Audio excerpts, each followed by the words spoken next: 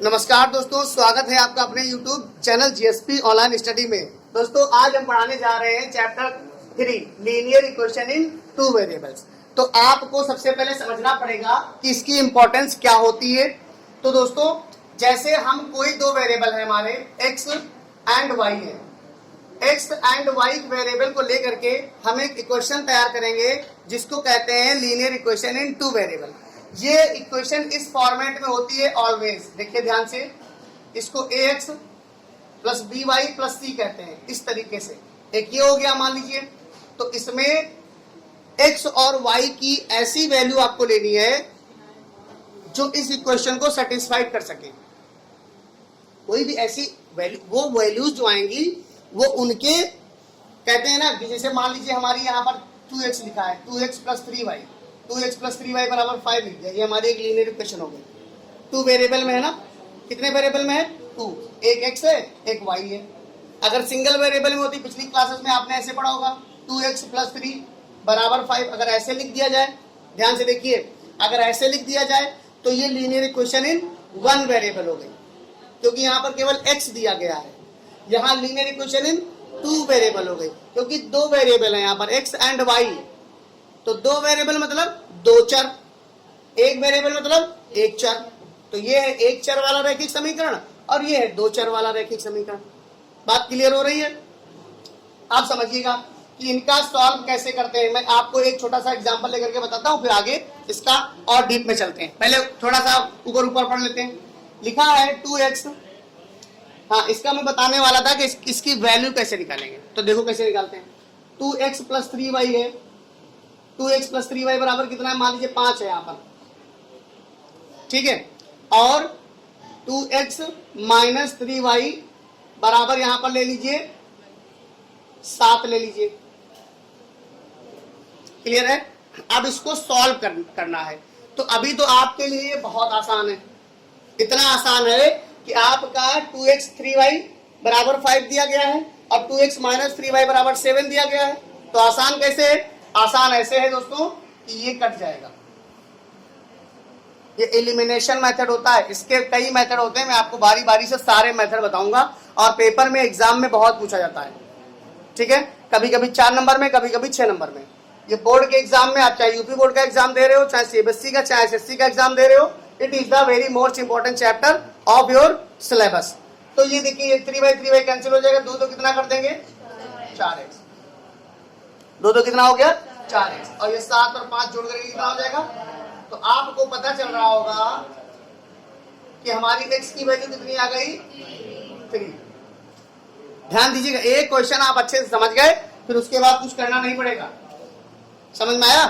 अब ये देखिए, put the value of x। अब भाई हमें x की वैल्यू तो पता चल गई। अब we have to find the value of y। कैसे फाइंड करेंगे? पुट द वैल्यू, आप ऐसे कहेंगे पुट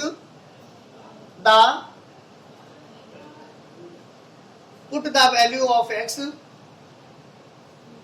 इन इक्वेशन। अब देखिए, इक्वेशन चाहे 1 में डाल दीजिए और चाहे 2 में डाल दीजिए, आप इच्छाधारी हो, कोई परेशानी नहीं है। अब देखिए, जब इसमें 2 में डालेंगे तो 2 इंटू एक्स की वैल्यू कितनी है? 3 और plus 3y is equal to 5 है, ठीक है। अब यहाँ 2 3 6 हो जाएगा, plus 3y is equal to 5। यहाँ 3y is equal to 5 minus 6, तो यहाँ 3y is equal to minus का 1, y is equal to minus का 1/6। ये y की वैल्यू आ गई 3। ओके, 3 आ गई। समझ पा रहे हैं? तो ये हमारी जो वैल्यू आई ये y की है, ये हमारी जो वैल्यू है ये x की है। तो मेरे प्यारे बच्चों, ये समझ लीजिए कि कैसे पता चलेगा कि ये क्वेश्चन सही है कि गलत है। इसकी भी ट्रिक है हमारे पास। कैसे पता चलेगा? आपको ये उठा लेना है, ये उठा लेना है, ये क्वेश्चन ले लेनी है। क्वेश्चन क्या थी हमारी? 2x प्लस 3y बराबर कितना था? 5 था। ध्यान दीजिएगा, बहुत ध्यान दीजिएगा, बहुत ध्यान बारीकी से। 2x प्लस 3y बराबर 5 था। आपने x की जगह पर क्या रख लेना है? भाई x की वैल्यू 3 आई, 3 रख दिया। फिर कितना आया y की वैल्यू? लाना किसके बराबर में? आराम से आ गया। देखो 3 से 3 कैंसिल हो गया, 2 3 कितना हो गया? 6 माइनस का 1 बराबर 5। तो यहाँ 5 बराबर 5। आप मुस्कुरा दीजिए, क्यों? क्योंकि ये हमारा, ये दोनों वैल्यू क्या है, सही है, गलत नहीं है, ये हमारा प्रूफ है। चाहे आप इसमें भी डाल के देखोगे, you will get the same answer. Okay, चलो नोट करो इसको इतना। ये क्वेश्चन हमारा दूसरा है। वो तो था, क्या था कि दो चीजें आपको बराबर मिल गई थी, आपने काट दिया था। लेकिन बच्चों यहाँ पर कभी कभी ऐसा हो जाता है कि कोई भी चीजें मिल नहीं रही होती हैं, तो परेशानी खड़ी हो जाती है। तो एक बार और समझ लो, यहाँ पर कुछ मिल रहा है आपको, नहीं मिल रहा है, तो मैं बताता हूँ इसको कैसे करना है। सबसे अभी तो मैं बता रहा हूँ आपको एलिमिनेशन मेथड। अभी जो मैं बता रहा हूँ वो एलिमिनेशन मेथड होता है, विलोपन विधि कहते हैं इसको। क्या कहते हैं? मतलब एक पद को विलोप कर दो तो दूसरे पद का आंसर आ जाता है। एक पद का एलिमिनेशन कर दो, then you will get the value of second variable. Okay, अब देखिए ध्यान से, हमारी बात को समझिए। यहां पर मल्टीप्लाई कर दीजिए 2 से। एक नंबर से हर बार नहीं करना है, आपको एडजस्टमेंट करना है। कि आपको जैसे मान लीजिए आपने यहाँ पर हम 2 से मल्टीप्लाई क्यों किया, क्योंकि बेटा यहाँ पर 2 3 जा 6 आ जाएगा और यहाँ पर 2 2 जा 4 आ जाएगा। तो क्या हो गया ना कि बदल गया, एक मतलब बराबर हो गया। हमें या तो ऊपर 6 लाओ या तो ऊपर लाओ 4, या तो ऊपर 6 लाओ या ऊपर लाओ 4। तो हम 4 ले आए। अब करते हैं इसको मल्टीप्लाई करेंगे तो इससे भी करेंगे कितना आ जाएगा, इसका करेंगे इससे भी कितना आ जाएगा, इसका करेंगे कितना आ जाएगा। अब एक बात बताओ, ये सब दोनों क्वेश्चन बराबर हो गए। ये पहला था, ये दूसरा था, मल्टीप्लाई करने के बाद ये तीसरा बन गया। अब आपको इसमें एक चीज दिख रही होगी, दूसरा और तीसरा बराबर हो गया, दूसरा तीसरा सेम हो गया।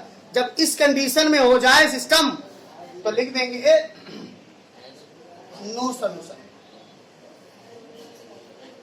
कोई हल नहीं। मैं बताना चाहता हूं कि कैसे कैसे क्वेश्चन से आपका सामना होगा, किस तरीके के क्वेश्चन आपको देखने को मिलेंगे। तो इसमें क्या लिख देंगे, हैज नो सॉल्यूशन, कोई हल नहीं। क्लियर होगा ये बात? अब चलते हैं इसके टाइप्स के, किस तरीके से हम कितने प्रकार से क्वेश्चंस को सॉल्व करते हैं और कितने प्रकार के क्वेश्चंस का हमारे से सामना होने वाला है। देखिए बच्चों, यहां पर लिखा होता है पेयर ऑफ इक्वेशन। तो पेयर ऑफ इक्वेशन का मतलब क्या होता है, हमारी 2 पेयर ऑफ इक्वेशन दी होंगी। क्या दिया होगा, ax1 plus by1 plus c1 बराबर 0, ax2 by2 प्लस c2 बराबर 0।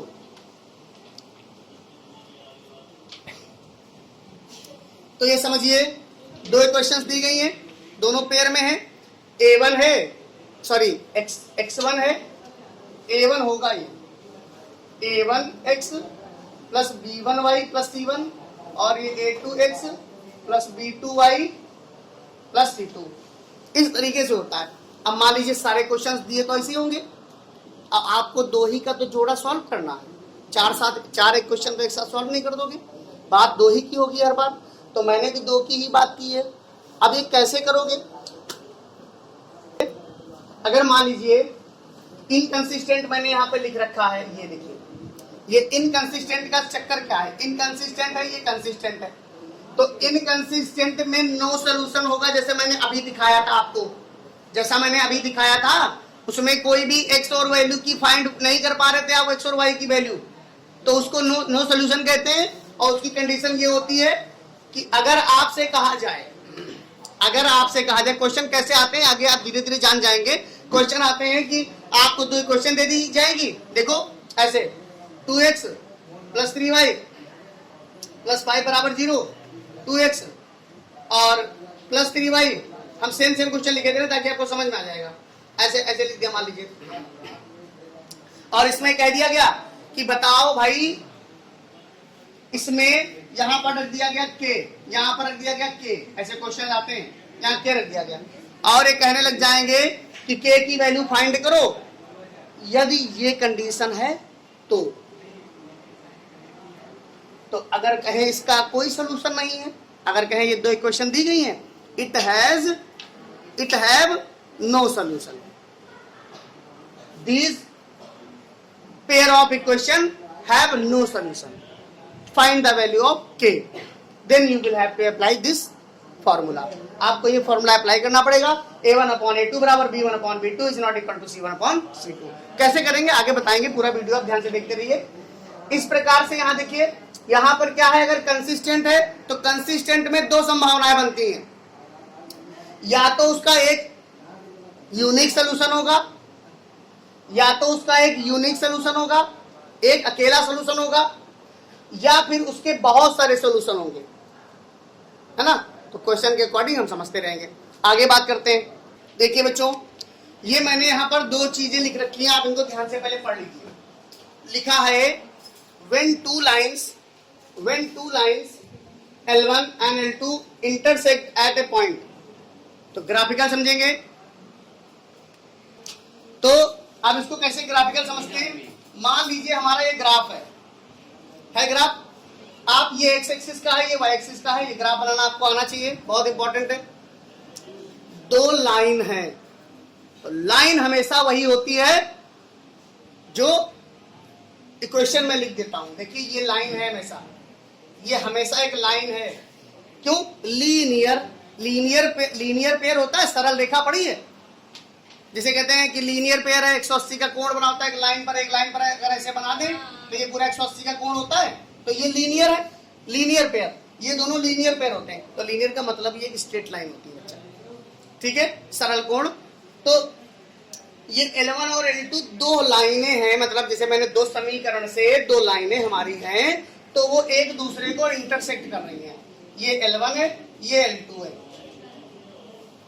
तो एक बात बताइए, जब इंटरसेक्ट कर रही हैं, ये मान लो एक पॉइंट A पर इंटरसेक्ट कर रही हैं, तो जब इंटरसेक्ट कर रही हैं तो यहां पर एक कॉमन पॉइंट होगा कि नहीं होगा? तो ये अल्फा और बीटा हो जाएंगे। अल्फा बीटा क्या है?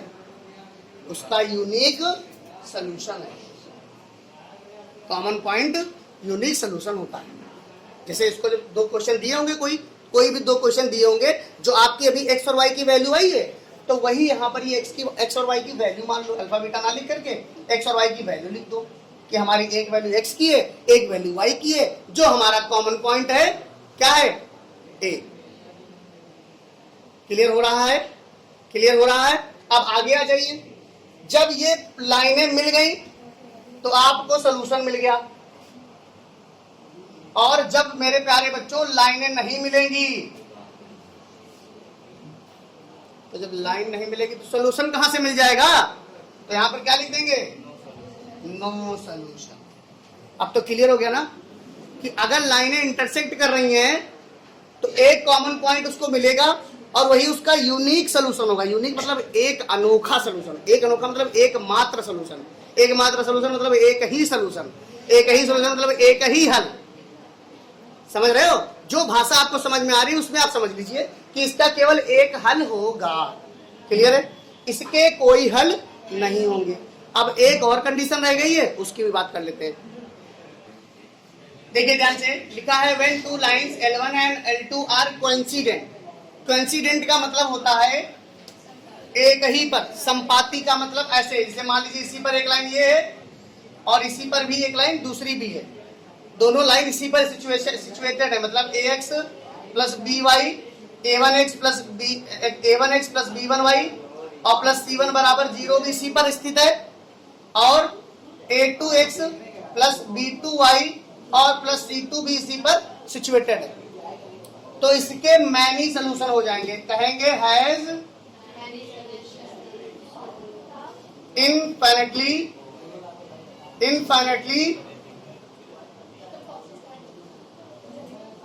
Many solutions. ध्यान दीजिए मेरे प्यारे बच्चों, इनफाइनेटली मेनी सोल्यूशंस। ठीक है, तो तीन कंडीशन आपको पढ़ाई गई हैं। पहले L1 L2 होगा वो इंटरसेक्ट करेगा, फिर दूसरा L1 L2 होगा वो पैरेलल होगा, और तीसरा L1 L2 होगा वो कोइंसिडेंट होगा। तो पहले वाले में क्या होगा? यूनिक सोल्यूशन होगा, दूसरे वाले में कोई सोल्यूशन नहीं होगा, और थर्ड वाले में बहुत सारे सोल्यूशन होंगे। नोट कर लीजिए। देखिए बच्चों, कोई भी लीनियर इक्वेशन हो टू वेरिएबल वाला, उसको इतने तरीके से सॉल्व किया जा सकता है। सबसे पहला है ग्राफिकली। ग्राफिकली का मतलब ग्राफ बना करके उसको सॉल्व किया जा सकता है। ग्राफ बनेगा दोनों इक्वेशंस का, और कैसे सॉल्व होगा तो सवाल कराऊंगा तब मैं बताऊंगा। ऐसे ही इलिमिनेशन मेथड है। ग्राफिकल मतलब ग्राफ से सॉल्व करना, ग्राफ पेपर से। इलिमिनेशन का मतलब एक पद का इलिमिनेशन हो जाएगा, एक पद का इलिमिनेशन हो जाएगा, दूसरे पद की वैल्यू निकल के आ जाएगी। फिर दूसरे जो वैल्यू निकल के आएगी वो किसी एक क्वेश्चन में डालेंगे और उसका दूसरे का मान आ जाएगा, जैसे हमने भी कराया इस वीडियो में के स्टार्टिंग में। तीसरा है सब्स्टिट्यूशन मेथड। सब्स्टिट्यूशन मेथड जानते हो क्या होता है? जैसे ये लिखा है बराबर 9 है और 3x माइनस 4y बराबर 9 है, ऐसे क्वेश्चन दिया गया है। अब इसको मैं कह रहा हूं कि इलिमिनेशन मेथड से सॉल्व करो, सब्स्टिट्यूशन से सॉल्व करो। तो सब्स्टिट्यूशन से कैसे सॉल्व करोगे? इसमें से 3x प्लस 4y बराबर 9 है, तो 3x 9 माइनस 4y और x बराबर 9 माइनस 4y अपॉन 3। ये देखिए ध्यान से, ये ध्यान से देखिए, 9 माइनस 4y अपॉन 3 किसकी वैल्यू है? x की। ये x की वैल्यू हमने इससे निकाली है ना? हमने ये वैल्यू कहां से प्राप्त की है? इस इक्वेशन से। We got the value of x from the equation number 1 and the second step is we have to put the value of x in equation number 2, then you get the value of y. After getting the value of y, you will put the value of y in equation number this and then you will get the value of x. कहने का मतलब ये है कि पहले step में हमने ये किया, आफ्टर दैट ये x है ये यहां रख देंगे, जो x है ये यहां रख देंगे, तो y की वैल्यू आ जाएगी। जब y की वैल्यू आ जाएगी तो यहां रख देंगे, x की वैल्यू आ जाएगी। ठीक है, तीसरा तरीका समझा दिया मैंने। चौथा है क्रॉस मल्टीप्लिकेशन। चौथा क्या है? Cross multiplication. सवाल आपका यही होगा, देखिए यहां पर क्या होगा, हमारी क्वेश्चन यही दी होगी और x और y की z की वैल्यू कैसे निकालोगे? x के अपॉन में b1 b2 और c1 c2, y के अपॉन में c1 c2 a1 a2 और बराबर में 1 के अपॉन में a1 a2 और b1 b2। अब इसको याद करने की एक ट्रिक मैं आपको बता रहा हूं, जो बहुत ही सुंदर ट्रिक है। कैसे याद रखोगे मैं बताता हूं। जब हमने x का लिया तो x के साथ में a1 a2 होता है, वो नहीं लिखेंगे, b1 b2 c1 c2 लिख देंगे। पहले फॉर्मूला सीख लो फिर सॉल्व करना ही बता देंगे। तो जो x के साथ में a1 a2 होता है उसको हम किनारे कर देंगे, उसको लेंगे नहीं। अब b1 b2 c1 c2 ले ले, याद करने का पहला तरीका। x का याद कर लिया हमने, भाई b1 b2 c1 c2। फिर y में c1 c2 ले लेंगे, a1 a2 ले लेंगे। y के साथ में देखो b1 b2 आ रहा है, नहीं लेंगे। अब हमारा 1 क्या है? c1 और c2 है, तो c1 और c2 नहीं लिया, a1 और a2, b1 और b2 ले लिया। That is the formula of cross multiplication. With the help of this formula, you will have to find the value of x, y easily. बहुत आसानी से इस फॉर्मूले के हिसाब से कोई भी दुनिया में सवाल हो, इस फॉर्मूले से बहुत आसानी से हो जाता है। लेकिन बच्चों को सबसे ज्यादा कठिन यही लगता है, सबसे ज्यादा कठिन ये लगता है। उसके बाद ये सब्स्टिट्यूशन वाला सबसे प्रॉपर और यूनिवर्सल यही है, एलिमिनेशन। कोई भी हो, कुछ भी हो, एलिमिनेशन से बहुत आसानी से सॉल्व हो जाता है। तो पेपर के हिसाब से सारे इंपॉर्टेंट हैं भाई। आपका मान लीजिए क्वेश्चन आएगा कि ये क्वेश्चन दी गई है, इस हिसाब से सॉल्व करो, इससे सॉल्व करो। जो हमारे पुराने बच्चे स्टूडेंट हैं जो पेपर दे चुके हैं उनसे पूछो, उनसे लिख के आता है कि सब्स्टिट्यूशन से मैं सॉल्व करना है, क्रॉस मल्टीप्लिकेशन से करना है, कि एलिमिनेशन से करना है, कि ग्राफिकली करना है। 4 नंबर में आता है क्वेश्चन, ये 100% आता है, नोट कर लीजिए, चाहे वो किसी भी बोर्ड का बच्चा हो। देखो बच्चों, ये सवाल है हमारा x प्लस वाई बराबर 9 है और x माइनस वाई बराबर कितना है? 9 है। सबसे पहले सबसे आसान तरीका कौन सा? Elimination method. कौन सा मेथड?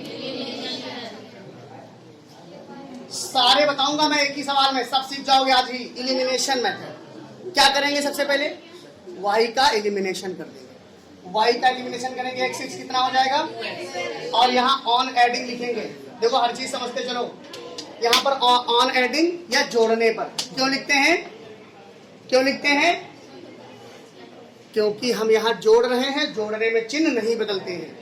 यहाँ पर जब ऑन सब्ट्रैक्टिंग लिखने चले जाएंगे तो ये माइनस, ये प्लस, ये माइनस हो जाए, मतलब चिन्ह बदल जाते हैं, उनके जो साइन है वो बदल जाते हैं।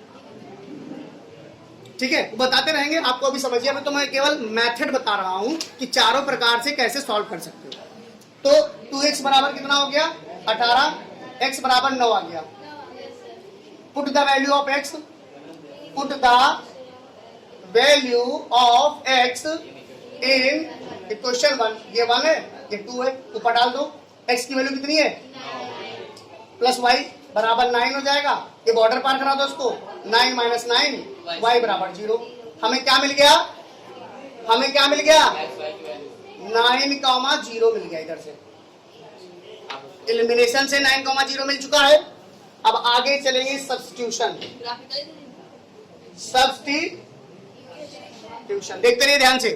सब्स्टिट्यूशन में क्या रहेगा बच्चों, देखिए x प्लस वाई बराबर कितना है हमारा 9, और x माइनस वाई बराबर कितना है 9।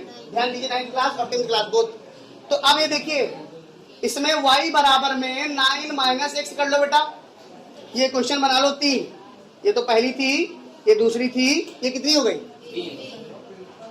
3 क्वेश्चन बन गई है, 3 क्वेश्चंस बन चुकी है। अब आप देखिए समझने की बात है, आप एक बार समझ लोगे तो कभी जीवन में कुछ उतारना ही नहीं पड़ेगा, कुछ लिखना ही नहीं पड़ेगा, जो भी आंसर आया तुरंत सॉल्व करके दे दिया, कहां ले जाओ। यहां पर y बराबर 9 माइनस x निकाल लिया, यहां पर y की वैल्यू रख दो, put the value of y in equation number 2, x minus y की वैल्यू कितनी है 9 माइनस x बराबर कितना, अब x है, यहां ब्रैकेट खोलेंगे 9 हो जाएगा, ये 9 9 x मतलब ये माइनस और माइनस प्लस हो जाएगा, और ब्रैकेट के अंदर क्या आ जाएगा x आ जाएगा, बराबर में कितना है यहाँ 9 है। अब x और x कितना हो जाएगा 2x, और ये 9 को बॉर्डर पार करा दो, 9 प्लस 9, 2x बराबर 18, x बराबर 18 अपॉन 2, 9, x बराबर कितना आ गया, इस x की वैल्यू उठा करके यहाँ पे रख दो, तो y बराबर 9 माइनस 9, y बराबर 0। चेहरे पे मुस्कान आई कि नहीं आई, इससे भी वही आंसर, इससे भी वही आंसर। ध्यान दीजिएगा क्या आंसर 9,0। दो मेथड आपने सीख लिए, अब उतार लीजिए फटाफट, नोट कर लीजिए स्क्रीनशॉट लेकर के। देखिए मैंने यहाँ पर लिखा नहीं है, एक लाइन लिखी नहीं है कि put the value of x in equation number 3, आप लिख लीजिए। मैंने आपको बता दिया कि जो मुझे x की वैल्यू मिली वो मैंने इसमें रख दिया x की जगह पर, 9 माइनस 9 0 आंसर आ गया। अब क्रॉस मल्टीप्लीकेशन सीखते हैं, 1 मिनट में सिखा देंगे आपको क्रॉस मल्टीप्लीकेशन कैसे सीखेंगे।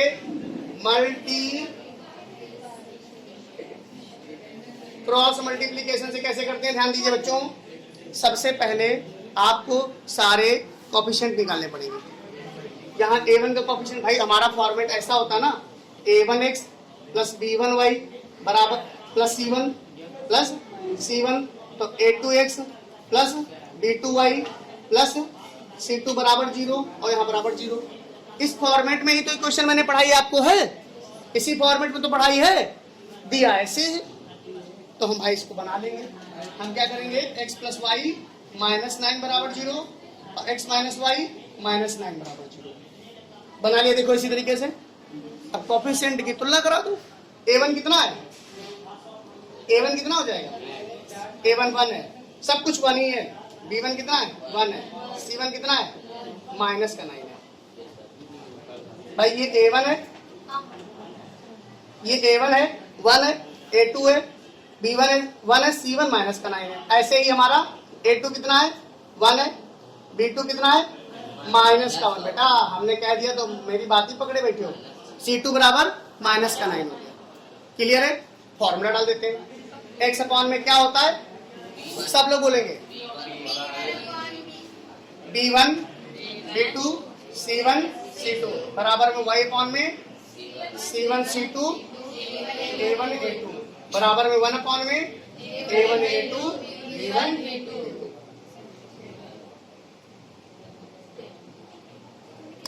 देखिए अगर उस फॉर्मूले में मैंने लिखने में गलती कर दी हो तो यहाँ देखिए B1 B2 ही होता है, B2 नहीं होता है। चलो अच्छा ओके देखते हैं। तो आप देखिए सबकी वैल्यू डाल दीजिए, क्या हो जाएगा x अपॉन में हमारा B1 कितना है, ध्यान दीजिएगा 1 है, B2 कितना है माइनस का 1 है, C1 कितना है माइनस का 9 है, C2 कितना है माइनस का 9 है। y अपॉन में करेंगे C1 कितना है माइनस का 9 है, माइनस का 9 है।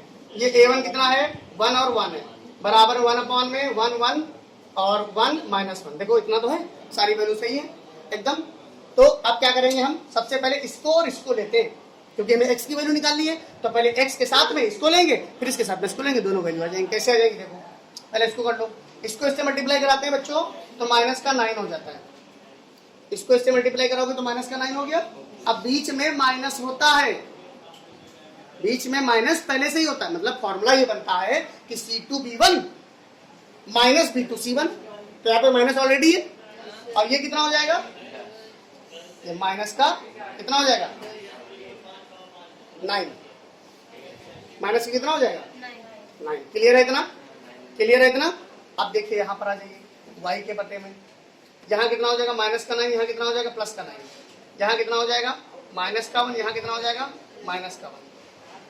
भाई इसको इससे मल्टीप्लाई कराया माइनस का 1 आ गया, इसको इससे मल्टीप्लाई कराया माइनस का 1 आ गया, यहाँ इससे मल्टीप्लाई कराया माइनस का 1 आ गया, और यहाँ माइनस पहले होता है प्लस का आ जाएगा, प्लस का आ गया। यहाँ 9 1 9 माइनस का आ गया, और यहाँ पर माइनस का ही रहेगा क्योंकि माइनस माइनस प्लस हो जाएगा और वो माइनस फिर से हो जाएगा।